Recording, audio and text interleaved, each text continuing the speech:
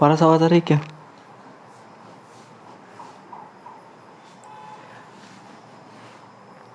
तो vector algebra में exercise 10.1 का इंट्रोडक्शन जितना करवा दिया उतना आता है ना?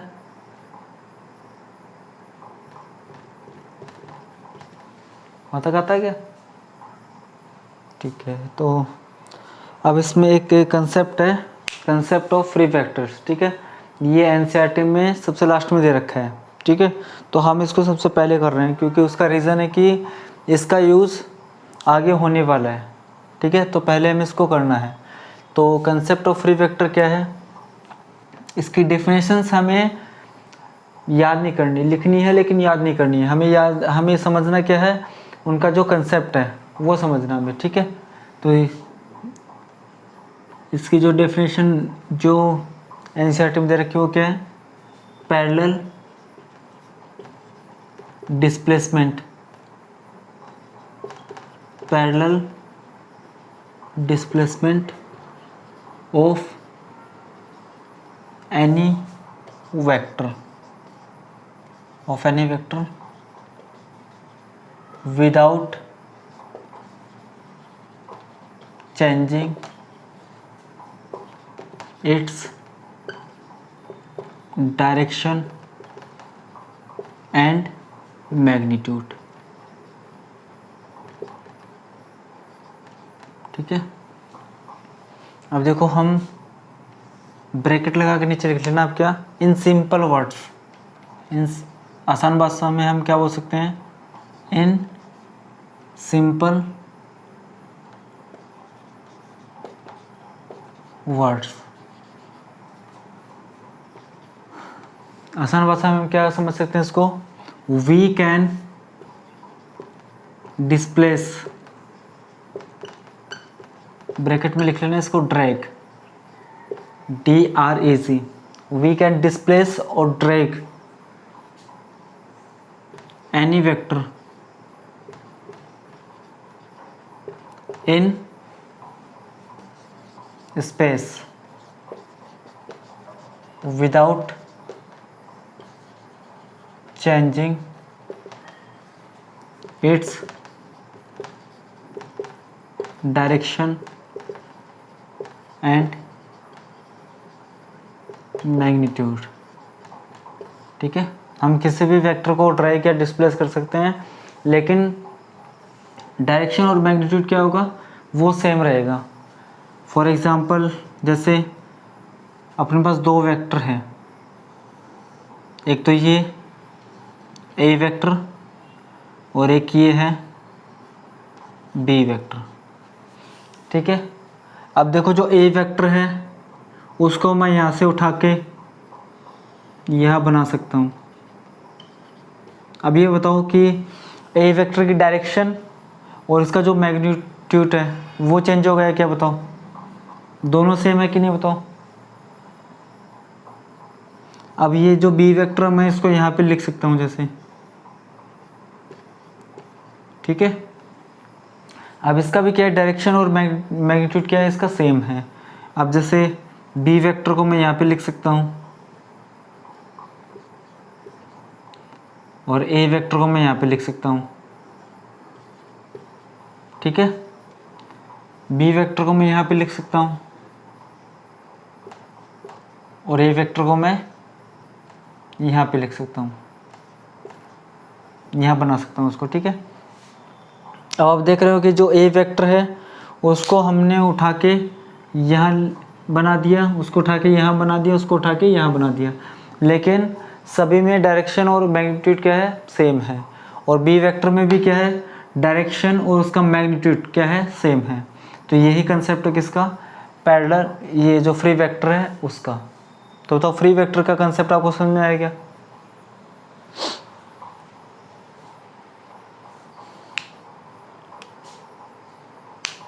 ठीक है,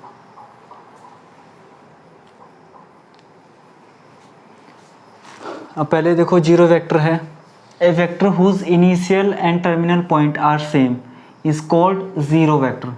ठीक है, एक ऐसा वेक्टर जिसका इनिशियल पॉइंट और टर्मिनल पॉइंट एक ही हो, जैसे हमने ये देखा था ए बी वैक्टर, ठीक है, ये इनिशियल और ये टर्मिनल पॉइंट। लेकिन ऐसा ही हो जाए कि ये इनिशियल पॉइंट भी ये हो जाए और टर्मिनल पॉइंट भी ये हो जाए, तो ये कौन सा वेक्टर होगा? ज़ीरो वेक्टर होगा। अब इसकी डायरेक्शन बताओ। अब इसकी डायरेक्शन कुछ तो होगी। अब वो डायरेक्शन किस कोई भी हो सकती है, एनी डायरेक्शन, ठीक है। अब वेक्टर तो कोई ना कोई डायरेक्शन होगी, और जीरो वेक्टर की डायरेक्शन कुछ भी हो सकती है। मैग्नीट्यूड क्या होगा बताओ इसका? मैग्नीट्यूड क्या होगा इसका?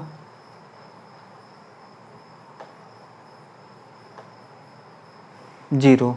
अब बताओ इसका मैग्नीट्यूड होता है, इसकी लेंथ होती है कुछ, इसकी कुछ भी लेंथ नहीं, तो ज़ीरो मैग्नीट्यूड हो जाएगा इसका। एग्जाम्पल क्या होगा बताओ? अब ए से स्टार्ट हुआ और वापस ए पे ख़त्म हो गया, तो बताओ हम इसको लिख सकते हैं क्या? ए वेक्टर और बी वेक्टर एक्सेट्रा, हाँ या ना? आएगा समझ में आपको? अब देखो सेकंड वाला क्या है? Unit vector. A vector whose magnitude is unity, 1 unit. अब किसी भी वेक्टर का मैग्नीट्यूड 1 नहीं होगा, ये ध्यान रखना, सिर्फ 1 नहीं होगा, क्या होगा? 1 यूनिट होगी, कोई ना कोई यूनिट ज़रूर होगी उसकी, ठीक है। Is called unit vector. The unit vector in the direction of a given A vector is denoted by A cap. अब यूनिट वेक्टर को हम डिनोट कैसे करेंगे? ए कैप से। जीरो वेक्टर को कैसे डिनोट करेंगे हम? ज़ीरो के ऊपर एरो आ जाएगा, ठीक है, जीरो वेक्टर हो जाएगी। अब डायरेक्शन क्या होगी बताओ? डायरेक्शन ए कैप, मतलब यूनिट वेक्टर की डायरेक्शन क्या होगी? In the direction of a given A vector, ठीक है, in the direction of a given A vector. जो भी वेक्टर दे रखा है उसकी डायरेक्शन में क्या होगा? यूनिट वेक्टर की डायरेक्शन होगी। मैग्नीट्यूड क्या होगा बताओ उसका? मैग्नीट्यूड 1 यूनिट, ठीक है। अब वो यूनिट कुछ भी हो सकती है। अब इसका एग्जांपल लेंगे हम, ठीक है ना। अब एग्जांपल में क्या करेंगे हम? एक यूनिट वेक्टर लेंगे हम, ठीक है, एक कोई वेक्टर लेंगे जिसका मैग्नीट्यूड क्या होगा, जैसे 2 3 कुछ भी, तो let a vector be any vector with magnitude 3 units. अब देखो 3 यूनिट्स, अब 3 किलोमीटर भी हो सकता है, मीटर भी हो सकता है, सेंटीमीटर भी हो सकता है, एक्सेट्रा। तो यूनिट की जगह ये आ जाएंगे, ठीक है ना। अब कोई वेक्टर है ए वेक्टर, अब उसका मैग्नीट्यूड कितना है? 3 यूनिट्स है, ठीक है। तो देखो मैं यहाँ पे समझा देता हूँ उसका आगे। अब ये है ए वेक्टर, ठीक है, इसका मैग्नीट्यूड कितना है? 3 यूनिट्स, ठीक है। अब ये बताओ कि जो यूनिट वेक्टर होता है उसका जो मैग्नीट्यूड होता है वो 1 यूनिट होता है। तो यहाँ पे देखो जैसे यहाँ तक और ये, तो बताओ यहाँ से यहाँ तक 1 है, यहाँ से यहाँ तक 1 है और यहाँ से यहाँ तक 1 है, तो ये भी क्या होगा? ए कैप, ये भी क्या होगा? ए कैप, ये भी क्या होगा? A cap. और इसकी डायरेक्शन भी यही होगी, इसकी डायरेक्शन भी यही होगी और इसकी डायरेक्शन भी यही होगी। आएगी बात समझ में आपको? बताओ कि 3 यूनिट है तो 1 यूनिट के क्या होगा? इसमें 3 यूनिट वेक्टर हो गए इसके, और डायरेक्शन भी क्या है? जो ए वेक्टर की डायरेक्शन वही क्या है? यूनिट वेक्टर की डायरेक्शन है। आएगी बात समझ में आपको? बताओ।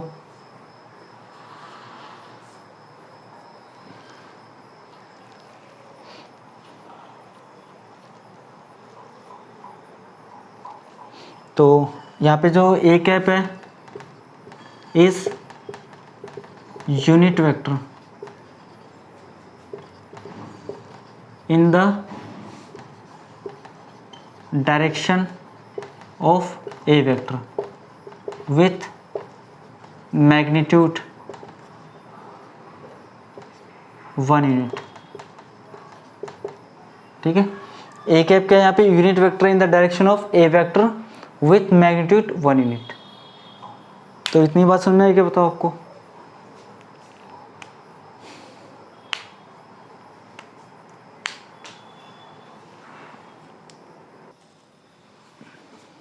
देखो थर्ड क्या है अपना, को इनिशियल वेक्टर। ऐसे दो या दो से ज़्यादा वेक्टर जिनकी जो इनिशियल पॉइंट है वो क्या है, सेम हो, तो वो क्या होंगे, को इनिशियल आर कॉल्ड को इनिशियल वेक्टर्स।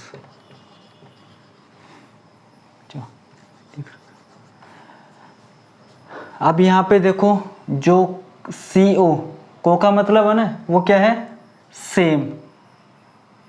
को का मतलब है सेम, और इनिशियल का मतलब स्टार्टिंग पॉइंट। तो ये आप लिख लेना, को initial vector same starting point. अब यहाँ पे एक नोट करने वाली बात है वो लिख लेना आप, क्या, जो वेक्टर्स है, जो को इनिशियल वेक्टर्स होंगे, vectors can have any direction.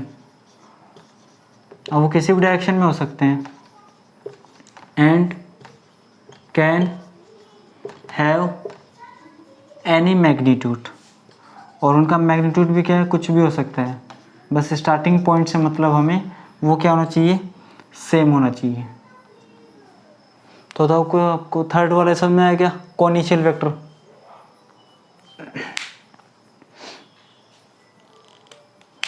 ठीक है,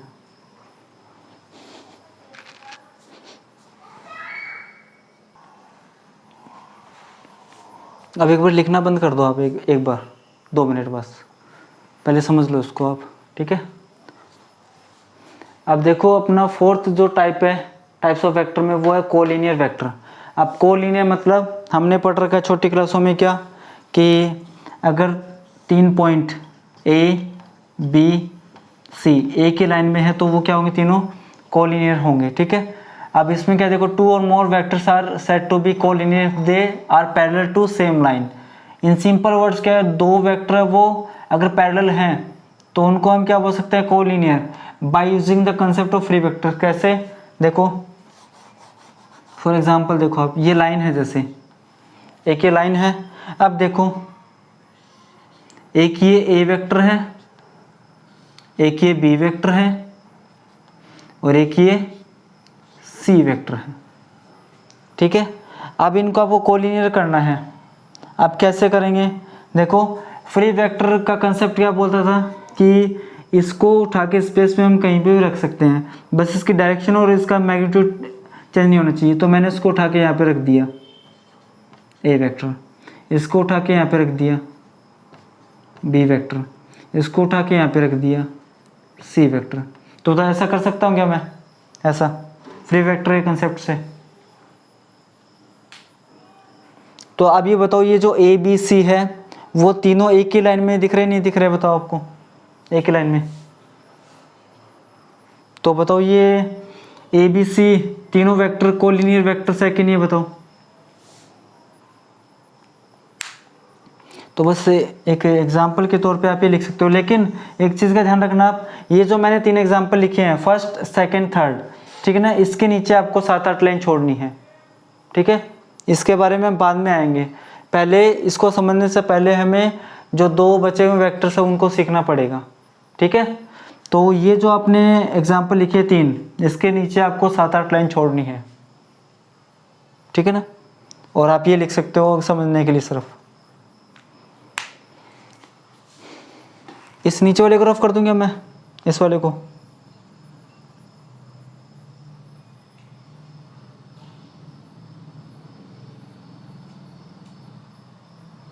इस वाले को रफ कर दूंगा।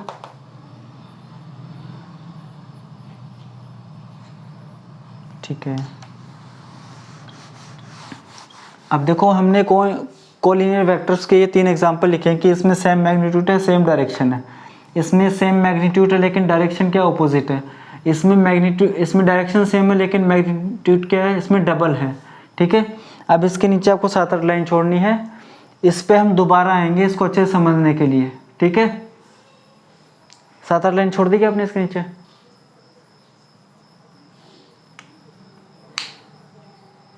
ठीक है,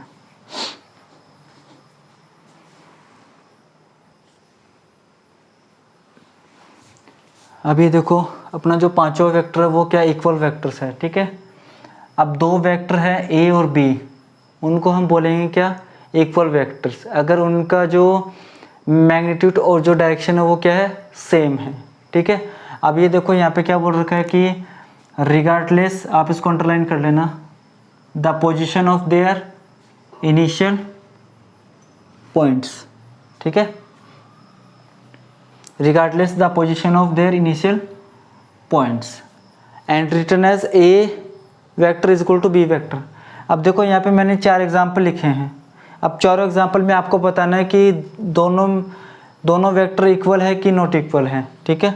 अब मैं सभी में, अब पहले बताओ कि A vector is equal to B vector है क्या, है क्या, बताओ फर्स्ट वाला, A vector is equal to B vector है क्या?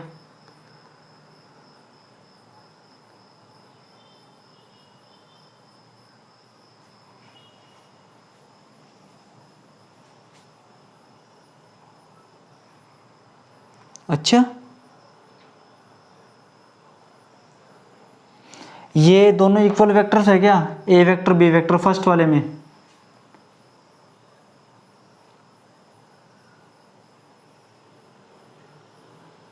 देखो क्या है कि सेम मैग्नीट्यूड होना चाहिए, सेम डायरेक्शन, तो इनकी डायरेक्शन ऑपोजिट है, ठीक है। तो ए वेक्टर और बी वेक्टर नॉट इक्वल। अब सेकंड वाले में बताओ कि A vector is equal to B vector है क्या?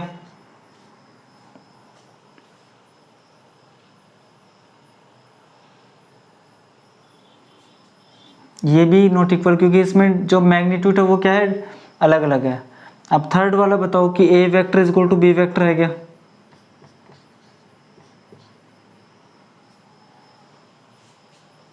है क्या A vector is equal to B vector?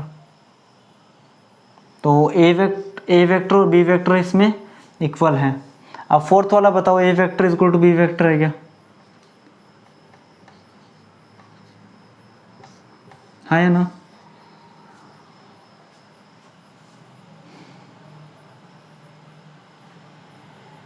इसमें क्या है, देखो इनिशियल पॉइंट कहीं पे भी हो, लेकिन यहाँ पे देखो डायरेक्शन भी सेम है और इसका जो मैग्नीट्यूड है वो भी क्या है, सेम है।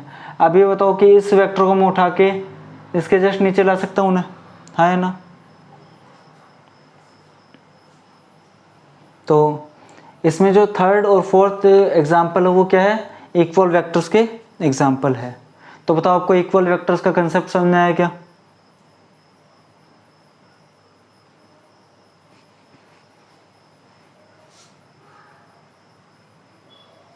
ठीक है,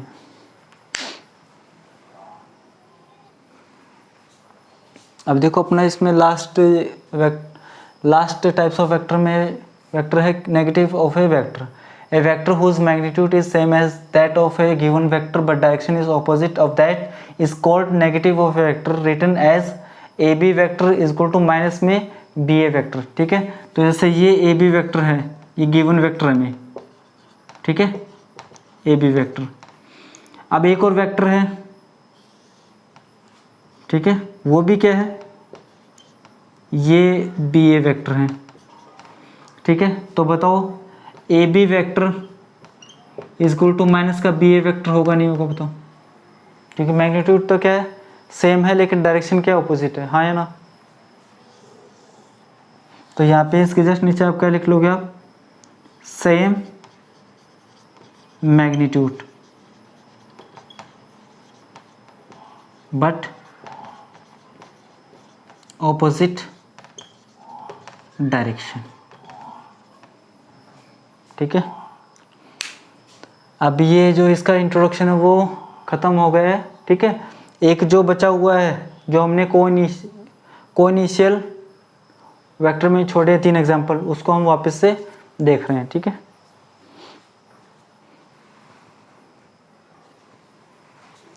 अब देखो ये अपने स्किप किया था एक बार कि इसको बाद में करेंगे, वो कोलिनियर वेक्टर्स का था। कोलिनियर वेक्टर्स मतलब कि हम पहले तो ये बताओ कि ये कोलिनियर वेक्टर है कि नहीं, बताओ। इस बी वेक्टर को उठा के मैं याद लगा सकता हूँ इसके आगे, हाँ या ना। तो हमें ये तो पता है कि ए, इसमें ये जो तीनों केस है, इसमें ये तीनों जो है ए वेक्टर बी वेक्टर वो क्या कोलिनियर वेक्टर है। अब इसमें देखो ए वेक्टर और बी वेक्टर वो सेम मैग्नीट्यूड भी और सेम डायरेक्शन भी है। तो बताओ मैं ये बोल सकता हूँ क्या A vector is equal to B vector. तो बताओ ये चीज़ इक्वल वेक्टर्स है कि नहीं, बताओ हाँ या ना। तो देखो ये लिखा हमने इक्वल वेक्टर्स, ठीक है। अब मेरे को दूसरा देख के बताओ कि ये कौन सा वेक्टर है, दूसरा कौन सा बताओ।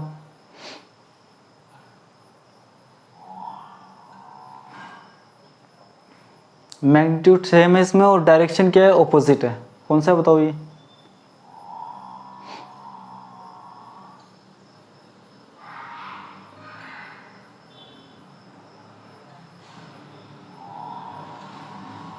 कौन सा।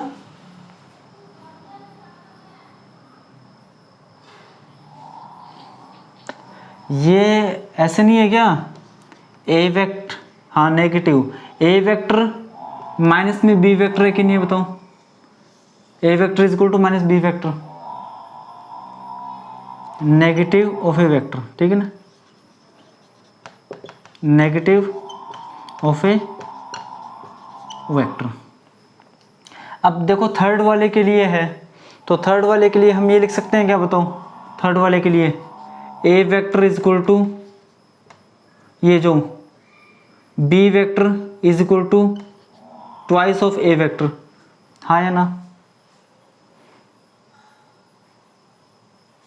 और हम ये भी लिख सकते हैं इसके लिए, बताओ A vector is equal to 1/2 of B vector, हाँ या ना। अब देखो तीनों रिजल्ट्स को अगर हम कंबाइन करें तो आपको एक रिजल्ट लिखना है यहाँ पे, on combining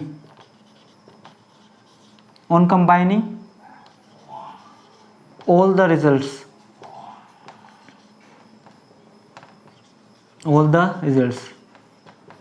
we get a vector is equal to lambda v vector, a vector is equal to lambda v vector, where lambda be any scalar या कांस्टेंट, ठीक है।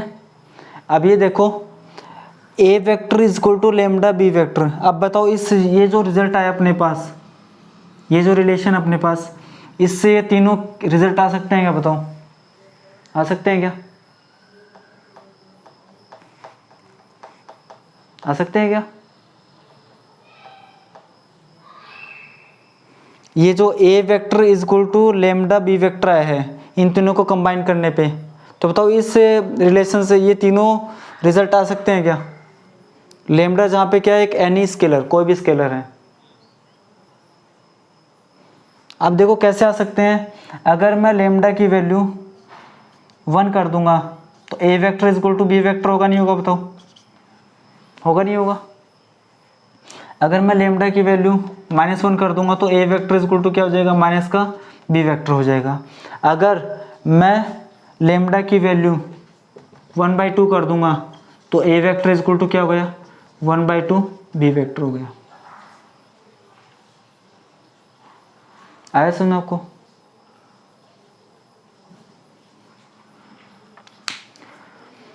तो देखो यहाँ पे लिख लिया क्या अपने यहाँ तक, लिख लिया क्या अपने यहाँ तक। तो देखो ये अपना जो इंट्रोडक्शन पार्ट है इसका 10.1 एक्सरसाइज का वो कंप्लीट हो चुका है। अब थ्योरेटिकल इंट्रोडक्शन था पूरा, तो मैंने तो अपना पूरा एफर्ट लगाया कि आपको अच्छे से अच्छा समझ में आए। तो आप मेरे को ये बता दो कि आपको 10.1 का इंट्रोडक्शन वो अच्छे समझ में आया कि नहीं आया। एक्सरसाइज और एग्जाम्पल तो कुछ भी नहीं है इसके, बस जो मेन था वो इंट्रोडक्शन था। और समीर तेरे, ठीक है, अपना जो सबसे डिफ़िकल्ट टास्क था इसका इंट्रोडक्शन ही था, वो ख़त्म हो चुका है। अब एग्जाम्पल और क्वेश्चन तो चुटकियों में हल होंगे इसके। आपको सुबह 5:30 बजे क्लास लेनी है, एग्जाम्पल करवा दूंगा मैं, 2-3 एग्जाम्पल है और 10-15 मिनट में हो जाएंगे वो, ठीक है। लेकिन आपको पूरा इंट्रोडक्शन आना चाहिए इसका 10.1 का। तो आप तैयार रखोगे ना पूरा इंट्रोडक्शन कल सुबह?